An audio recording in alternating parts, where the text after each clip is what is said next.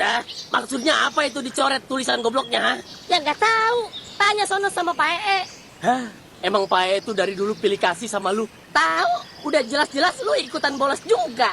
Ya, mungkin dia tahu kali kalau gue itu dihasut sama kalian. Udah lu besok-besok mah nggak usah ikut bolos lah. Ya udah, Udah gini aja deh. Lu masih mau main gak sama kita? jangan gitu dong, Bobby. Mau main sama siapa lagi gua? Ya udah makanya jawab. Ya udah iya. Oke, berhubung udah kepalang tanggung, gimana kalau kita bikin geng? Boleh juga. Boleh juga. Apa nama gengnya? Geng Porji. Keren kan? Apaan Apa geng itu Porji? geng Porci? Geng 4G. Goblok, goblok, goblok, goblok. Gimana? Boleh juga. Enggak. Apaan? Gua nggak mau dibilang goblok. Ya lu maunya dibilang apa, Lu maunya apa sih? G yang satunya ganteng. Jadi goblok ganteng. Gimana? Setuju. Kenapa harus meninggal segala orang tua itu? Pas keadaan kayak gini, gua senang-senang. Nenek Dion itu memang menyusahkan. Gue dengar kabar itu dari ayah, datar aja nada suaranya. Kayak lagi ngomong soal orang jauh yang gak ada hubungannya sama hidup dia. Nenek meninggal katanya, dan di detik itu dada gue kerasa aneh. Bukan kaget, tapi kosong. Ayah bahkan bilang dia gak mau melayat, gak mau ngurus apapun, dan anehnya gue gak bisa marah. Mungkin karena dia tetap orang tua gue, mungkin karena sejak lama gue belajar kalau marah ke dia cuma bikin capek sendiri. Setiap orang akan nanggung perbuatannya masing-masing, cepat atau lambat. Yang ada di kepala gue sekarang cuma satu. Gue harus cari alamat nenek, gue harus cari Dion, saudara tiri gue yang selama ini cuma jadi nama di cerita lama. Gue jujur gak kenal dia, gak pernah ngobrol, gak pernah ketemu. Bahkan wajahnya pun gue gak tahu. Yang gue tahu cuma satu hal, dia anak dari perempuan yang dulu ayah nikahi. Dan entah kenapa perasaan gue bilang hidupnya pasti gak gampang.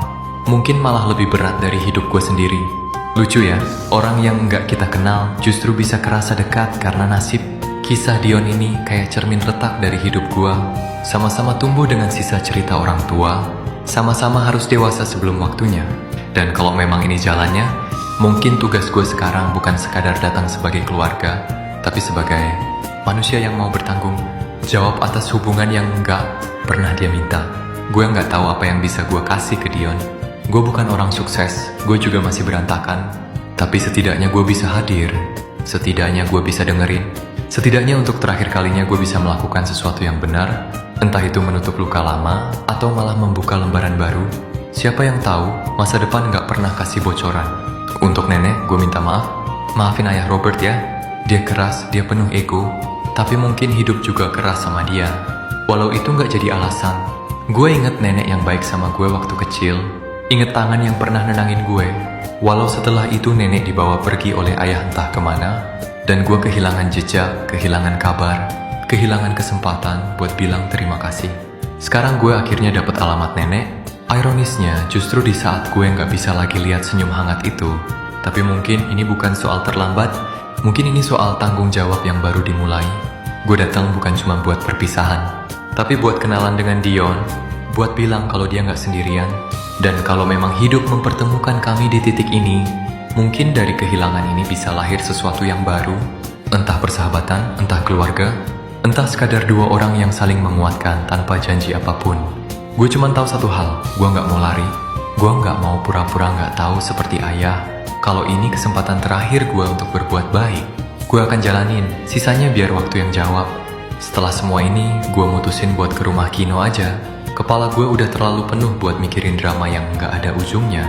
Setidaknya tugas sekolah itu nyata, ada yang bisa gue pegang dan selesain.